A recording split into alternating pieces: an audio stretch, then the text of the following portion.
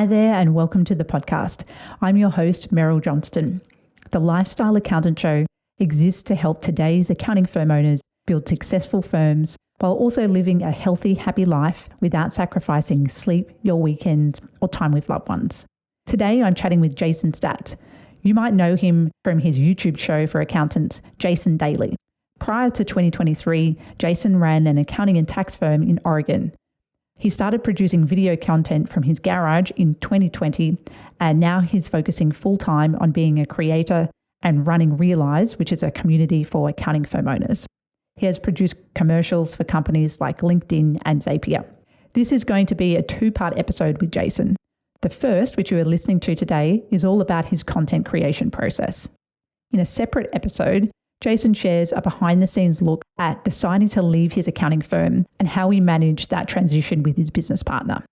That will be published as part of Season 2 of the Lifestyle Accountant Show, which is all about partnerships and M&A in the accounting industry. In today's episode, we talk about how creating content online can increase serendipity and unexpected opportunities that come your way, and why Jason thinks every accountant should be active in creating and engaging with content online. And I'm that guy that doesn't run an accounting firm and tells everybody how to run accounting firms. And I'll be like, yeah, you should start learning video. And they're like, easy for him to say. He doesn't have a job.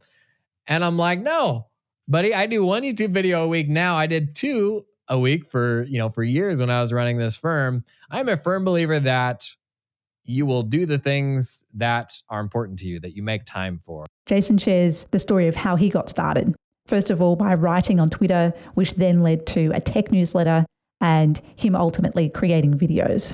We talk about the way that he balances the responsibilities of a young family and running a 40-person accounting firm while also creating 2 YouTube videos a week for a number of years before he left to become a full-time creator. We also take a deep dive into Jason's creative process, what his production team looks like, how he writes scripts, whether he uses a teleprompter, and his advice for accountants wanting to get started with content creation. All that and more coming right up on the Lifestyle Accountant Show.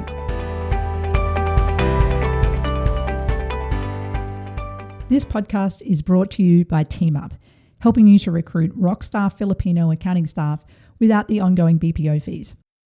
We've had Filipino accountants on the Bean Ninjas team for about 4 or 5 years, but my experience with BPOs has been average at best. When COVID hit and our BPO team moved to remote work, we started to question the value of paying an ongoing monthly fee for every team member, particularly as we had a couple of years of experience now working with an offshore team and no longer needed all of the support that a BPO can provide. Teamup provides fixed price recruitment with no ongoing fees. It costs around $3,000 for them to run the end-to-end hiring process. That starts with creating an attractive job ad, promoting it on multiple platforms, attracting hundreds of candidates which they vet and interview and test, and ultimately they present the top 3 candidates for you to interview. We've just hired our first accountant in the Philippines with Teamup. The process took about 5 weeks from beginning to end and saved our manager in the Philippines hours and hours of time. It's a busy time of year for us, and constantly hiring was taking her away from other valuable work like reviewing client files and also managing our team in the Philippines. Teamup also offers an employer of record service through their partners, and that takes care of the compliance side of things. So next time you're looking to hire a rockstar accountant in the Philippines, check out hireteamup.com. That's HIRE, Teamup, TEAMUP.com.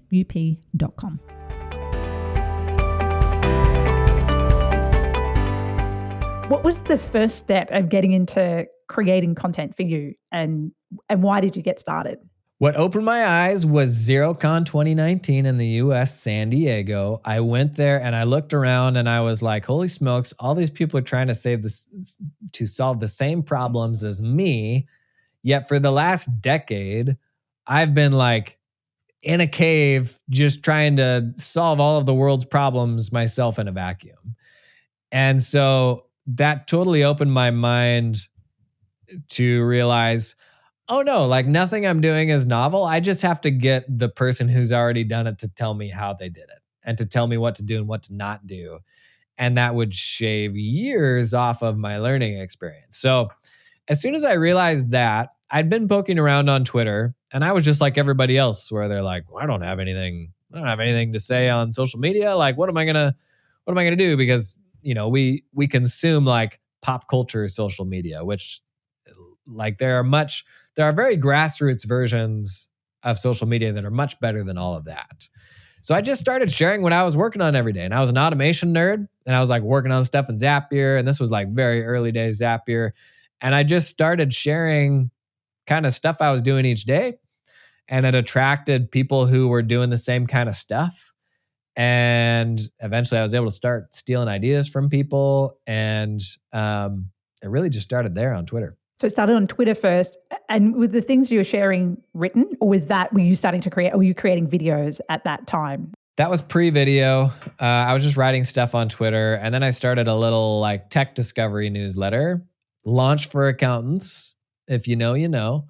It was like this little email newsletter that had like 8 new pieces of tech for accountants every single week. And it was just like basically geeking out that I was already doing, where I was like finding these interesting things. And then I just put them in a newsletter for other people to consume. One of the times I went back and I looked and saw what the most clicked tool from the previous week was. And I made a little 90-second loom of it and put it at the top of the newsletter. I was like, hey, here's a 90-second overview of the most recent tool from last week. I did that, and like 4 times as many people clicked on that as anything else. And so I did it the next week. Before long, people stopped clicking on all the other stuff, and they would just watch the video that I put at the top. And then I started posting them to YouTube. It went from there, and 18 months later, I was shooting a national commercial for LinkedIn from my garage because they had seen some content that I did. And they're like, hey, can you come shoot this commercial for us that we want to run as a web ad? And so like, it's just like wild. Like I would have never expected all that. Amazing. And so when you had made that transition to starting to do those 2 YouTube videos a week, you're still working full time at the firm. So when were you creating those videos, and how did you carve out the time to do the content creation as well as the firm, as well as the family, the young kids? How did you juggle all of that? I think more than most, I think it's for whatever reason, it's easy for me to delegate things early on. And when I was running the firm, I had a full-time employee in a little production company that was very hands-on with all of the editing, handling more of the editing than the team that I have now. So I had my firm in a place where it was an 8 to 5 for me pretty reliably. It wasn't a huge obligation, but I had young kids still. So it was like the answer was whenever I could get to it. And that was evenings, that was after kids went to bed, that was weekends. But I super enjoyed it. Like I really, really enjoyed the creative process of doing those. So it didn't really feel like work. Like I was having a lot of fun with it. I don't know. Like my big fear now is everybody comes and finds my stuff now. And I'm that guy that doesn't run an accounting firm and tells everybody how to run accounting firms. And I'll be like, yeah, you should start learning video. And they're like, easy for him to say. He doesn't have a job. And I'm like, no, buddy, I do 1 YouTube video a week now. I did 2 a week for years when I was running this firm. I'm a firm believer that you will do the things that are important to you, that you make time for. And like, if it's something that is important enough to you, especially when it comes to things that you find you genuinely enjoy, like, I don't know, you just make time for it, right? Like when that thing comes up, it means not doing other things. And so I think when you see people that are like, have a prolific amount of output, there may be a degree of them being more productive than you, but I think it's usually because there's a bunch of stuff that you do that they don't do, that they refuse to do. I think that's the biggest differentiator between those folks that look like they have such prolific output and, if you look at those people and you think that, I think it's oftentimes more about what they don't do that you do. I had a full-time admin that like managed almost everything that came into my email inbox for me. And so it's just like stuff like that when you add it up, it got a lot of time back for me. The 3 hours of Netflix a night, you're going to have to make some sacrifices if you want to be creating content as well. I will say I'm making up for lost time now. I've been putting in some work this year. So do you think building an audience or getting active on something like Twitter and LinkedIn, is it something that every accountant should be doing, or is it just something, some accountants are cut out for this and some aren't? Everybody should be doing it. Posting online, and this is super woo-woo, posting online is the ultimate vehicle for serendipity. is what I always say. And we all have tunnel vision for what we do today, and we do the things according to how we identify. Like, I'm an accountant. I don't identify as somebody who's going to post online, buddy. Like, I see your weird videos. Like, I get that that's for you, but that's not me. When the reality is, the internet is bigger than any of our little monkey brains can comprehend. Like, there are so many people on the other side of every single thing that you post, and so many opportunities and so much nuance out there that you are not participating in if you don't get involved. And I point to myself as like, what sort of more ridiculous example do you want than this? The fact that I've turned into a job making silly videos for accountants when like I'd never made a video in my life 3 years ago. And that's not gonna be the path for everybody, but there is so much opportunity on the other side of putting yourself out there. And there's 100 reasons why we don't do it. It's scary. We think, what will my mom say? What will my spouse say? What will the people I went to high school say? And all of those things are filters to like you doing what you want to do and like living intentionally and all that. Accountants are very ROI based people where they're like, okay, how's this going to be worthwhile for me? And when it comes to being online and being like a citizen of the internet and online communities and all that, I think that misses the point, because you can only do that ROI calculation if you have 100% surety of what's going to come down the road. And we have 20/20 vision for all the things we've already done, but like, you don't know what crazy thing is just over the hill. And there's, especially for people in public accounting, where you have this unbelievable resource of experience. There's so many cool things out there for you that you could not even imagine. For me, and the analogy I make is it's like pulling a slot machine handle every day. Like, you never know who you're going to meet and like what amazing opportunity that could unlock for you. So that's why I publish every single day, and it's been working out for me. I've got a story related to that. So when the day that we started Bee Ninjas was the day that I started writing a blog. And I was so scared to click publish and felt uncomfortable. My writing wasn't that great. And then I wrote income reports in the early years, sharing number of clients, how much money we were making, churn, and things like that. I didn't know what it was going to result in. But for me, that actually ended up in a business partner. And so Wayne, my business partner in the US, heard of me on the Jetpack Workflow podcast 5 or 6 years ago, and then read one of these income reports, and his business was at a similar stage, reached out, we got chatting, and eventually became business partners. So that's an example for me of being active online, having no idea what it would lead to, and ultimately it ended up with a business partner. That's super cool. Yeah, no, like you don't, and it's, if you only make those decisions through the lens of like, ooh, I want this to happen, like I think that misses the point.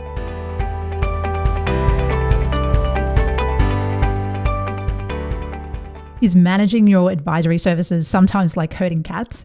Prepping for a client meeting means gathering notes, financials, and goals that clients have shared with you, often which are stored all over the place. There is a better way. Brieff is a simple tool that enables you to deliver structured and meaningful advisory to all of your clients. Prior to the meeting, clients are sent a questionnaire via the Brieff portal. It's easy to send the questionnaire by tailoring the templated questions within Brieff. This makes meeting preparation easier and means you can spend more time discussing important topics during the meeting rather than gathering that information from the client during the meeting. All history, notes, and action items are easily accessible within the Brieff portal. So if you're interested in delivering meaningful advisory services to your clients in a scalable way, then check out Brieff. That's Brieff. Side note, I am an angel investor and really appreciate the team's approach to business, and also love receiving their regular investor updates.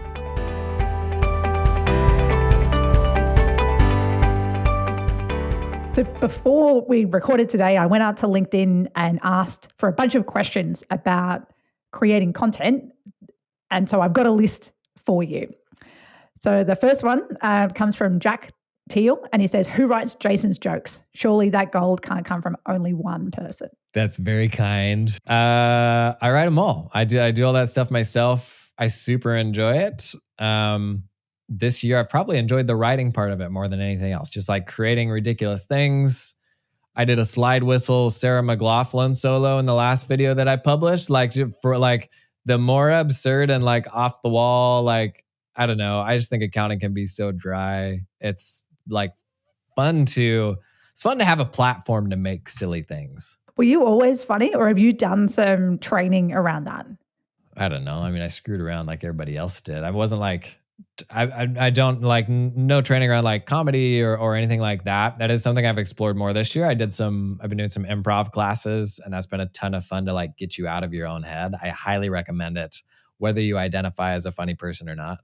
But no like traditional comedy stuff. Next question is from Moshi Mindik. Hopefully I'm pronouncing that right. And he said, do you always use a teleprompter, and how do you make your script?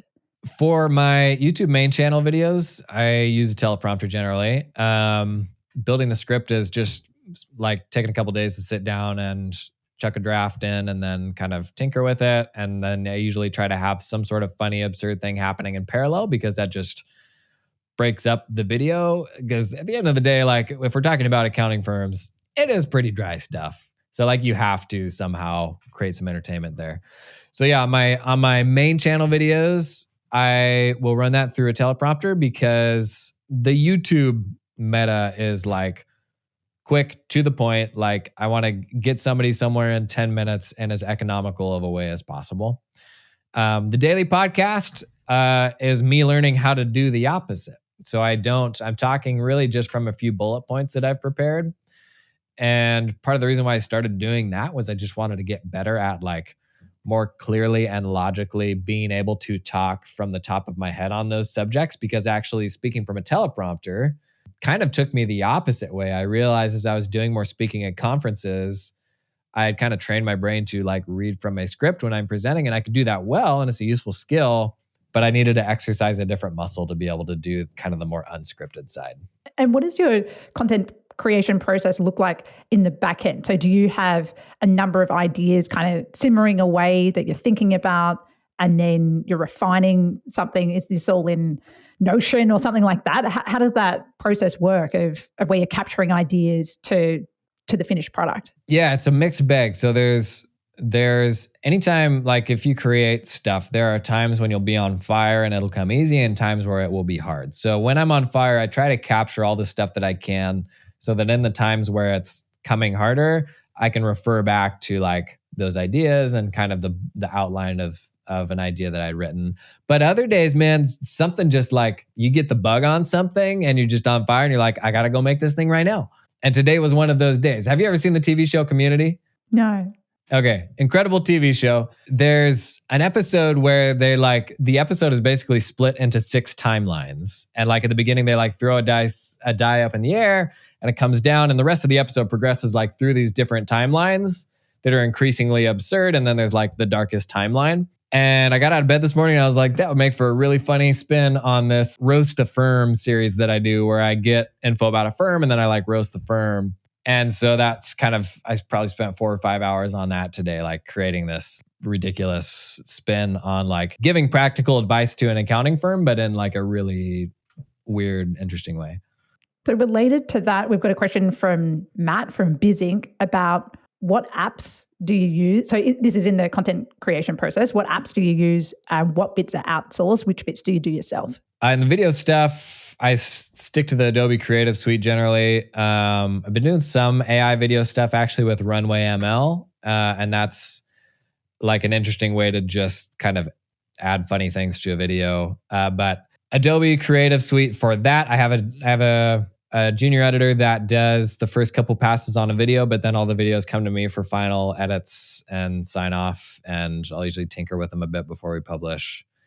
On the social media side, I use Hype Fury for scheduling Twitter, and I think it does LinkedIn as well, but I haven't done much scheduling on LinkedIn yet. So really all that stuff, like I use Notion. Notion is kind of how I organize my life, but tools around content creation, it's really probably just Hype Fury and Adobe Creative Suite. I use Hype Fury as well for Twitter. Well, I used to. I haven't been on Twitter for a while. About to make a comeback. And LinkedIn, I just use the native scheduling there. I'm still intrigued that you're handling a lot of this process yourself without a team. How long would it take you to in so outside of recording the video, so putting that to the side, in the production editing that process for one video?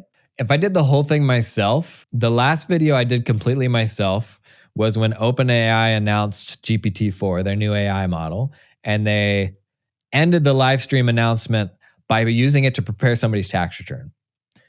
And like gaslighted, all tax preparers everywhere. And then everybody the next day thought that AI could now prep everyone's tax returns. And like 4 million people watched that. And so I shot a video on that and I was like, this feels like an important one. And I edited that whole video myself. And it took probably 3.5 days. And that was a bigger lift video. It was 18 minutes, a lot of editing. But I did that one myself. And that was about 3.5 days. For a normal video where my editor will do the bulk of the work, I'm probably spending 2 or 3 hours in post production. And then writing and shooting can be anywhere from a half a day to a day and a half. Well, I mean, I've got the AI guy on the podcast, so I have to ask, how are you using AI as part of your content creation process? Oh boy. I've been a real chat GPT dweeb from like the day it came out. And so it's like, I have it up almost all day for various little things, like to create an alliteration around a specific topic, like, or, give me a list of things that rhyme with this or that, or video titles I'll use it for oftentimes, like what's a better, more concise way to communicate this or that. Using some AI stuff in the video production process, from like AI cutting out the foreground, background, stuff like that. Transcripts are so much better, auto transcripts, than they used to be. I don't do it in any of my writing, besides sometimes just for ideation if I'm really stuck on something. That being said, part of the reason that I was excited about doing a daily podcast, as ridiculous as that was, is with AI now, information is more accessible than ever before because it can pull in all of this context in a much more helpful way than we've ever had in the past. And so part of that daily podcast, honestly, is like building a library of like what I think about pretty much everything. So I have all these transcripts from this podcast that I've done, and we're closing in on 50 episodes. There's tools good enough now to like build that into a chat bot where the only thing it draws on is the stuff in that context. It doesn't pull from general knowledge. There will probably be a time in the future where I can work with AI in a pretty meaningful way to like develop video ideas and that sort of thing. Because you've built up this backlog of content, which are your ideas, not everybody's ideas. That's interesting. Yeah. So there's, 100 plus hours of me talking about running accounting firms out there. And so I'm extremely documented in that regard. And I think when it comes to AI stuff, like, and how you adopt it in your firm and all that, how well documented of a person you are, like, will be a huge differentiator. So the next question is from Samuel, and he's asking, what's your favorite platform? And then related to that, what frequency of posting would you recommend for that platform? My favorite today is probably YouTube. For a long time, it was Twitter. It's never been less cool to be into Twitter than it is right now. But I posted, when I was publishing on YouTube twice a day, I was also publishing on Twitter 3 times a day for a couple years. And there's no way to not find people when you're out there that much. I think the answer is probably whatever is most sustainable for you and whatever you enjoy. I super enjoyed doing video, so YouTube came really easy for me. And then I built a community on YouTube that was like, you had some people crossing over from Twitter, but by and large, those are people that just were hanging out on YouTube, and that's where I met them. What is the thing that like is most energizing for you? Is it longer form writing? Then maybe that's LinkedIn. Is it more bite-sized stuff? Maybe that's Twitter. If you enjoy the video stuff, it could just be publishing once a week on YouTube or doing a short a couple times a week or something like that. I don't think there's like an absolute right answer, but the more consistently you turn up, the better. Like quality matters, but like just being present every day, like that is the big thing. The next question we've got is how to get started. So if you were giving advice to an accountant who wants to get started with content creation, is there some kind of quick win or something that they should do to get started? Yeah, stop asking questions and just start. Don't worry about your niche. Don't worry about your camera. Don't worry about absolutely anything, just get started because it's going to suck no matter what. Our brains these days, everybody scrolls algorithms all day. Like that is life now. Like if you're standing in line at a coffee shop and there's a person that's not on their phone, it's uncomfortable. It's like, what are you doing looking around, weirdo? Like that's just what everybody does. Like when you're standing where you scroll a phone. And algorithms surface the most prolific people there are at anything. And so that's all you see, right? So when you watch, a video of mine or all of these people that are coming through where what you're seeing is the product of years and years and years of work, it's really hard to not think, well, shucks, that's really good. Here's how I look on my webcam. There's a big difference there. So maybe this isn't for me. When the reality is these days, the prerequisite to being good at anything is having a willingness to really suck at it and to put yourself out there and be okay with being bad. Nobody was watching my first videos. And I share my very first videos all the time because I think it's hilarious, but also a great reminder that everybody is so bad when they start. So like, think for you, what is something that you enjoy? What is something that may down the road have a crossover, like intersection with something that's useful for you? And just start. Because like, if you're good at any of those things, if it's podcasting, video, posting online, whatever, like all you need to do is get repetitions in, like focus on repetitions, all the other stuff you can worry about down the road. But what keeps people from starting is the analysis and like thinking about, oh, how do I do this or that? And who am I writing it for? And all these things. The more you can lower the bar for yourself, the better. I remember, I think it was Ali Abdul or someone like that said your first 100 whatevers, videos, articles are going to suck. So just get them out of the way as fast as you can and move on, but get going.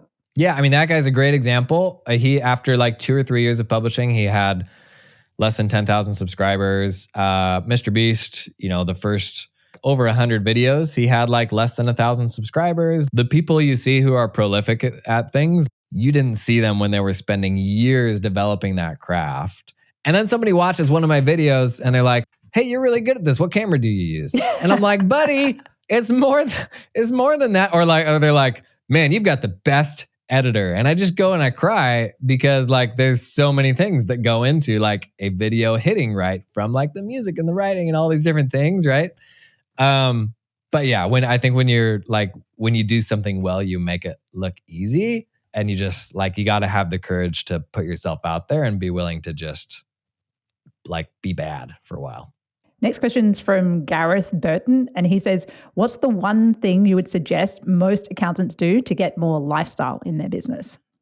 Work less. Is that an easy one? Boy, there's so many things there. I mean, we chronically undervalue ourselves. We always think if we increase prices, everybody's going to leave. And then you increase prices and nobody leaves. Honestly, like adulting comes down to tactfully disappointing people. At the end of the day, it comes down to doing the hard things that you probably know that you need to do. Like you just thought of a couple of clients, like it's time to let them go. Like you know that you need to do that. It's just a question of, are you willing to do it? Have that uncomfortable conversation. You will be so proud of yourself on the other side. If you wrote a list right now of the 5 things that you need to do, you would be a changed person on the other side of that. Where most people are is they're just not doing those 5 things. What it's really stopping you from doing is being a better person today. Because if it takes you 5 years to get over those hurdles and do it, man, think of all the other cool things that could have happened in that 5 years that you just burned, from t-ball games to soccer games to, that cool person that you could have met online because you had time to write that post or something like that. So I don't know. I think most of us know what our problems are. We just get stuck. And last question, and this one's from me, just to tie it all together. I'm interested in what your life looks like now compared to when you were running the firm. So what's the day-to-day? Is it any different in terms of family, health, the kind of projects that you're working on? I tell you what, I've got a little bit of a tan going for like the first time maybe in my life. That's been a lot of fun. My kids, like we got a little backyard. My kids like run around. So every afternoon I try to like at least go outside a little bit, which I know for accountants is something we don't do. But to be honest, like I'm still figuring that out. Like ever since from the day I left college, I've gone into an office every single day, like my entire professional career. So it's 15 years. And in many ways, I'm still like floundering. Like I may ultimately like that structure, and that's okay. You just then have to like manufacture it for yourself when it's not being imposed upon you by, you know, all the people that you work for and all of that. I've learned that I work best with like forcing functions, you know, where my editor is going to do a video a week for me. And like, I just like having him there to do that will make me like follow through and do that. So I'm still like learning what that looks like for me, but ultimately like the agency of being able to like craft that stuff from scratch right now is really enjoyable. Like for me, the biggest counter argument to staying at that firm until you're 65 is this is how good you are on the first iteration of doing this thing. Imagine how good you would be on like the third iteration of doing this thing, but you'll never know. So like I may spin up a firm again someday, and I'm going to be so much more informed and well-rounded because of the stuff I've done in the meantime and because of the things I did in the past. Like I just think like that's a more interesting way to go through life. These decisions oftentimes feel like forever decisions that are going to like define what you do. And it's like, buddy, we're accountants. Like there's never been a better time for accountants. Like we will never be hurting for work. So I don't know. I think like, you know, you and the family and all that definitely has to come first, and like, don't be afraid to do that weird outside the box thing. Amazing. Jason, thank you so much for coming on the show. If anyone wants to get in touch or learn more about what you do, where should they go to find you? You told me this before we started recording. I'm everywhere, and I'm really sorry to everyone. It's almost hard not to find me, but pick your platform. You can search my name. You'll find me. You'll find me just about everywhere. Thanks, Jason. Thank you.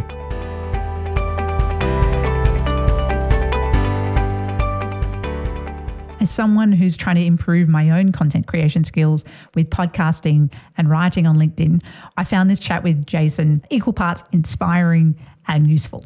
I was surprised to hear that Jason only has one junior video editor.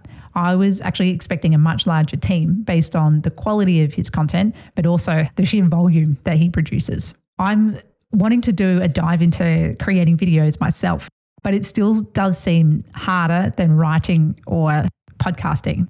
So maybe this is the inspiration that I need, and maybe the same for you. Jason's comments about being genuine and authentic when you create content resonated with me, and also his comments around focusing on providing value and solving problems rather than promoting your own work.